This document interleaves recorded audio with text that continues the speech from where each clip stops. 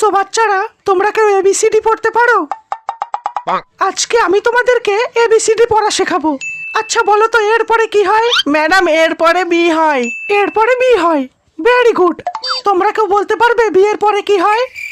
বলতে পারবে কেউ বিয়ের পরে কি হয়? ম্যাডাম বিয়ের পরে ফুলসজ্জা হয়। স্টুডেন্টস, নিউটনের গতিসূত্র কার কার মনে আছে? এই তুমি হাসছো কেন?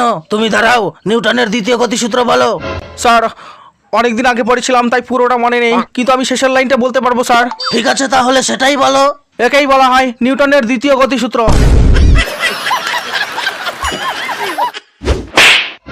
খুব হাসি পাচ্ছে তাই না?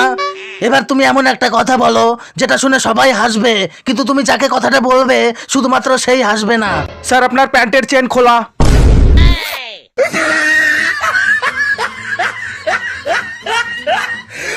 এই পেছনের বেঞ্চে কে ঘুমাচ্ছে? এই ফরিংট, ম্যাডাম ডাকছে। তুমি স্কুলে কিসের জন্য আসো? ম্যাডাম স্কুলে আসি শেখার জন্য। স্কুলে আসো শেখার জন্য, তাহলে ঘুমোচ্ছিলে কেন? কারণ ম্যাডাম শিখাজকে স্কুলে আসেনি। অল দ্য স্টুডেন্টস, আমাদের সবার পড়াশোনা শেখার কেন প্রয়োজন? যাতে আমরা শিক্ষিত হয়ে সমাজ ও দেশের উন্নতি করতে পারি। কারণ আমরা সবাই মানুষ, আমরা কেউ মূর্খ বা গাধা নই। এবার তোমাদের মধ্যে যার মনে হয় যে সে একটি মূর্খ বা গাধা, সে উঠে দাঁড়াও। ও, তাহলে তোমার মনে হয় যে তুমি একটি গাধা? আরে স্যার, ব্যাপারটা এমন নয়। আপনি একাই দাঁড়িয়ে আছেন, ব্যাপারটা কেমন দেখাচ্ছে না?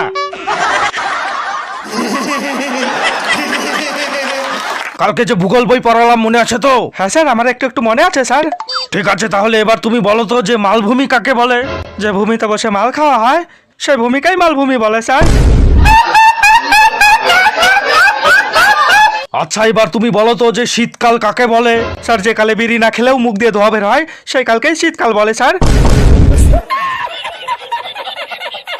আচ্ছা বলো তো যে অ্যাসিড ও গ্যাস কিভাবে উৎপন্ন হয়? প্রথমে আপনি 4-5টা সিঙ্গারা খাবেন আর তার সাথে 250 ml জল খাবেন। তারপর কিছু না করে আপনি চুপচাপ হয়ে এক জায়গায় বসে থাকবেন, আপনার গ্যাস তৈরি হয়ে যাবে sir. It's right. It's absolutely right. হইলা